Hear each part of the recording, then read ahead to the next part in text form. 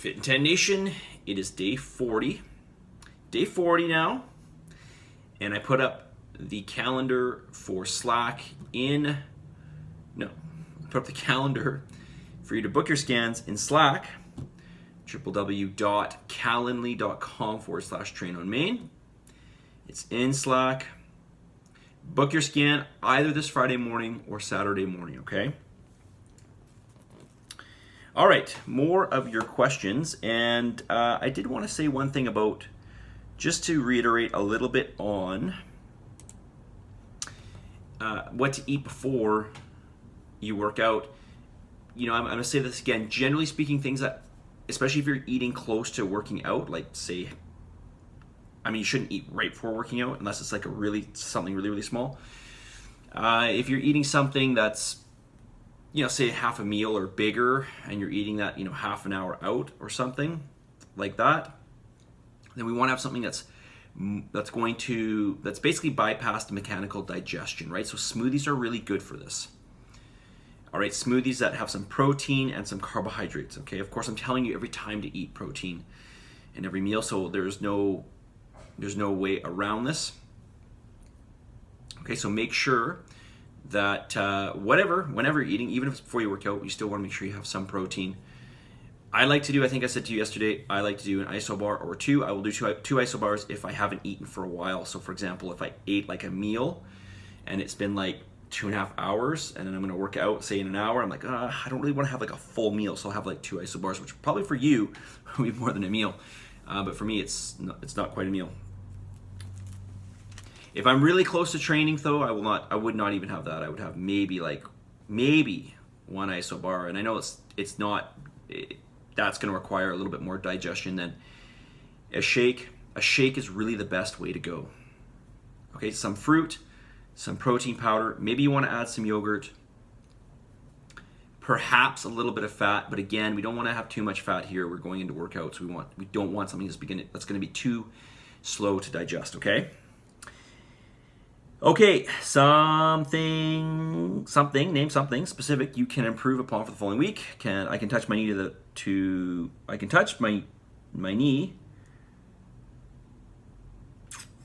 Let me reread this again. I can touch my knee to do lunges, but now, I think I meant to say I can touch my knee to the floor, do lunges, but now need to work on adding additional weight to touch each time. Okay, if it's getting too easy for you, sure. Z presses found it much better to sit up straight up, but my form starts to suffer as soon as I add more weight. Okay, so don't add more weight. Yeah, always work on form first. Number three, that is found close grip bench press hard to do. Lifting the bar off and moving it slightly forward before pressing was the hardest part of the movement for me. Okay. So make sure that there's a happy medium with where we're going to set the bar over your forehead, right, when you're lying down. Regardless of that, make sure you press the bar into the cage. So press it back into the cage. So we do what we would call a closed chain type movement. This will help to stabilize the shoulders. It'll feel a little bit easier for you. And then once you've pushed it out and the arms are fully extended, just bring it out this way. We may have to adjust the bench a little bit more on this for you, okay? Maybe we have to bring that bench back a little bit more, okay? But again, there's a happy medium because we don't want to press and we don't want the bar to hit the J-hooks, right? We don't want to hit the bar against those hooks where we rack it. The weight I used was the bar plus 5 pounds for the last set. Okay, not bad. Okay, and remember too, on your close grip bench press, the bar is actually coming down farther down over your lower sternum or perhaps your upper stomach. Okay, that's where it's going to go because the elbows are in, right? We're not pressing like this. We're pressing with the elbows in and extending through like that.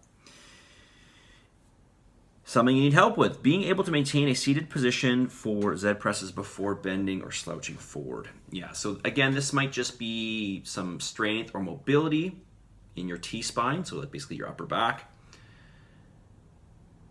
It could be that the weight's a little bit too heavy, and actually it might be easier for you if you put your feet together, okay? As opposed to apart.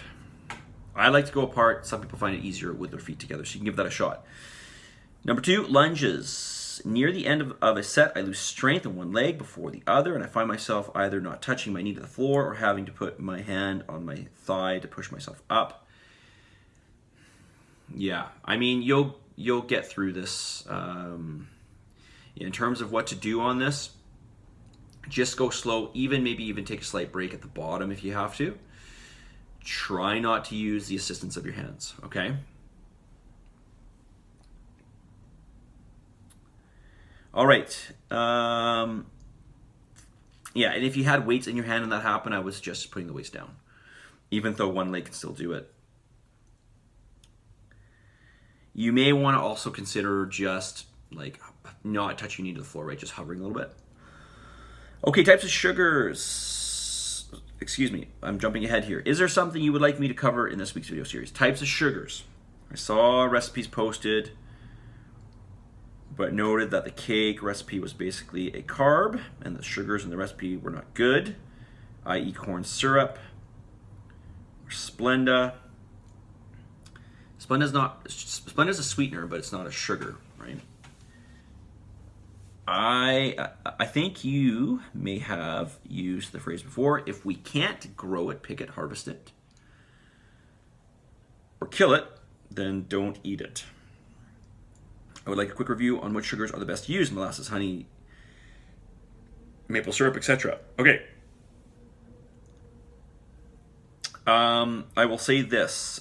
We kind of want to avoid too much fructose in the diet. Fructose goes through, well, everything goes through your liver, but virtually everything. But when you have too much fructose, some of that can be converted to triglycerides, so we get a raise in triglycerides in the bloodstream. That doesn't happen with sucrose.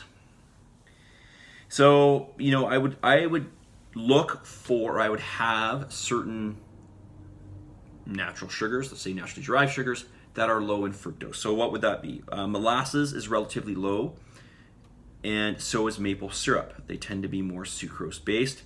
Honey is high in fructose. So is agave syrup. So just take that into consideration. I mean, they all have some micronutrients, like vitamins and minerals, and this is good. You're not going to get that in refined sugar, like table sugar. Or at least you're going to get a lot more of it in these types of foods. So having a naturally derived sugar is going to be better in that regard. And there might be other naturally occurring nutrients in there that are going to be good for you that you wouldn't get in, say, a table sugar. Table sugar, just so you know, is 50% sucrose, 50% fructose, so it's high in fructose. So again, molasses or maple syrup would be the two that I would go for.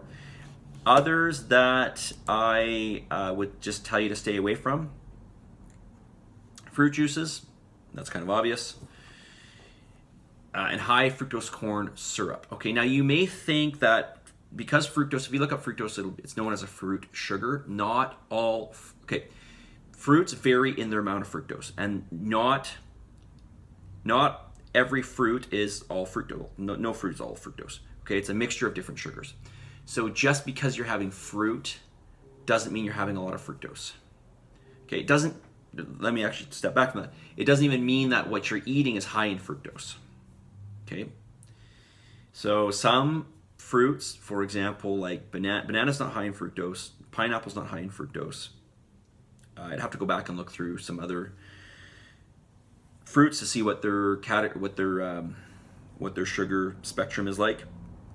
Berries in general are low in sugar, like very low in sugar. So I know for sure they're low in fructose, right? Percentage-wise, they could be high in fructose, but there's just not a lot there, so we don't have to really worry about it. So just watch your fructose intake. So again, molasses, maple syrup would be okay. That's probably what I would go to more than anything. And certain fruits, if you want to, if you're making a banana bread, you're going to use some bananas, right? Bananas, that wouldn't be a bad source of a sweetener to go in there, okay? You mentioned how am I doing for time? Almost 10 minutes, okay. You mentioned about Splenda. Okay, so Splenda is not Did you mention Splenda? What did you say? Yeah, Splenda. Splenda is not a sugar, so I wouldn't worry too much about that. There isn't really any indication to suggest that Splenda causes any maladies in the body. Some people think it's cancerous or carcinogenic, but I don't think there's really any. The last time I looked into this, there was no evidence of this. Okay, so I wouldn't be too concerned with using Splenda. Using a little bit's okay. All right, so I hope that helps you. Okay, and there's more stuff here I'll get to tomorrow. Let's get the message of the day because my video is way too long. All right, so this is just a reminder to you all that measured and methodical over time will get you to where you want to be or where you want to go. Measured and methodical will get you to where you want to be. In fact, it'll get you, if you're really measured and methodical and you're really consistent, then it'll get you to exactly where you want to be. The more precise you can be, the better you know where you stand. When you know where you stand at a given moment, you can make a better decision as to where you need to move forward, okay? Or I can make a better decision for you.